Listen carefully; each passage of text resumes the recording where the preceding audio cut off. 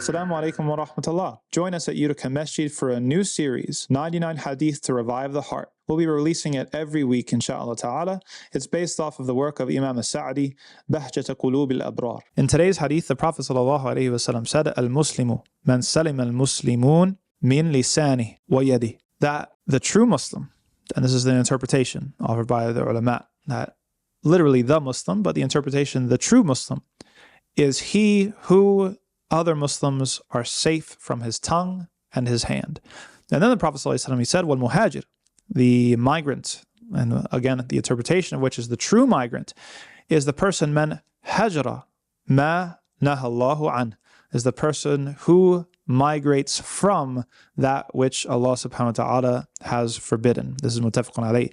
And there's a few other wordings if you look to At-Tirmidhi and Nasa'i, وَالْمُؤْمِنُ مَنْ أَمِنَهُ النَّاسِ عَلَى دِمَائِهِمْ وَأَمْوَالِهِمْ. And then there's another wording in Al-Bayhaqi, وَالْمُجَاهِدُ مَنْ جَاهَدَ نَفْسَهُ فِي طَاعَةِ اللَّهِ. The meaning of the hadith and the application of the hadith, and the most important, perhaps, part of the hadith, is that a Muslim must be conscious of how they're treating other Muslims. That a sign of true faith and a sign of complete faith is that other people are safe from your tongue and your hand. That people are not going to slander you, they're not going to lie about you, they're not going to backbite you and talk behind your back. That if somebody is engaging in this activity, it shows that they have a naqs in their iman, that they have a deficiency in their faith, that they're not a full, complete believer.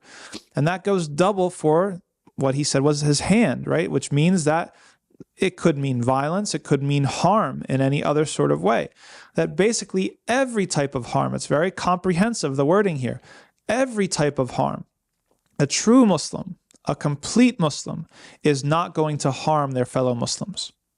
That's the degree of loyalty that they have, that's the degree of sincerity and goodwill they have towards other Muslims, and that's their level of caution, that they are going to fear harming somebody else either with their hand or with their tongue.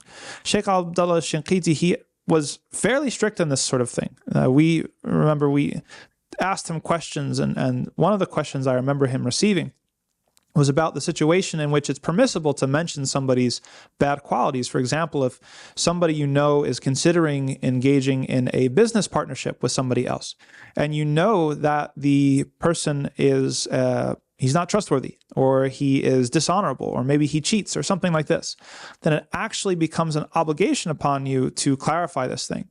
But there's some differences between the ulama as to how much information you should divulge. And Sheikh Abdullah was very strict with this issue, and he used to tell us to not even mention why, to not say that he cheats in business, or to not say that he's dishonest, etc. And his understanding was that that would be backbiting, but only to say, don't do it, or I wouldn't do it. Now, other ulama disagree with that, and they say that in that particular context, that you're allowed to mention the thing because it affects the person's decision. Allah knows best. But this is to show you how serious this issue is. When we say a bad word against our fellow Muslim brothers, let alone harm them with our hands, that this is something that reveals a problem on the inside, a problem, a disease of the heart. I remember a very, very memorable event in my sort of coming to Islam. I remember one of the first khutbahs I ever went to was in a small town in upstate New York. And it was about some sort of political issue, and I was a political science major. I thought I knew a lot of stuff, and I disagreed with the political conclusions that the person was making. And so I was given a ride to that khutbah by another Imam. And this is one of the people that was responsible for my shahada and bringing me close to Islam in the first place. And he asked me in the car on the way home, he said, what did you think about the khutbah? And immediately I started criticizing the khutbah and what I disagreed with, and I was treating it like it was, just sitting in a college classroom, like we're taught to just critique and this sort of thing. And the Imam immediately cut me off, and he said, oh, those were just examples that he was giving, but the point that he had was true, and it was a good khutbah. And I really had to stop and take account of myself at that moment. I said, wow, I had launched into all this critique of my brother, and I didn't realize that he was due something more, than what I was giving him. That my first orientation towards him should have not been critique, but should have been appreciating the good things that they're doing. It should have been differentiating between the things where he maybe made mistakes were essential to his point, or whether they were incidental, right? And if they were incidental, then letting them go, or finding the silver lining. This is something that from the very beginning, and that made me stop, and it has stuck with me to this day. The remainder of the hadith is just as interesting.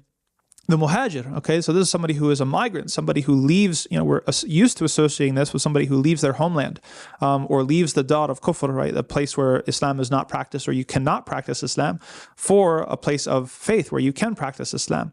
But here, the Prophet ﷺ gives it a more general meaning. He says the true muhajir, we could interpret it as meaning, is the one who leaves or migrates or flees from that which Allah subhanahu wa ta'ala has prohibited. So you see how it incorporates the more specific meaning that most people associate with it, but it really means something much, much broader than that. That a person who is a migrant, every single one of us has the duty to be a muhajir. Every single one of us has a duty to leave the things that Allah subhanahu wa ta'ala has prohibited, whether it has to do with music or alcohol, or interactions with the opposite sex that are unbecoming and haram, or whether it has to do with certain things such as backbiting or criticizing or these sorts of things. There's a ton of prohibitions that we have to stay away from. Even if there's more things that were permitted, there are a number of prohibitions, and we have to take them very seriously. And the way of suluk, the way of wayfaring for a Muslim, is to try to progress along the path in leaving these things that Allah subhanahu wa ta'ala has prohibited us from. The other sort of zawa'id, the additional wordings that we find in the other hadith books, that the true Muslim, or the true believer, mu'min, the complete believer, is who the people are safe in their blood and in their wealth.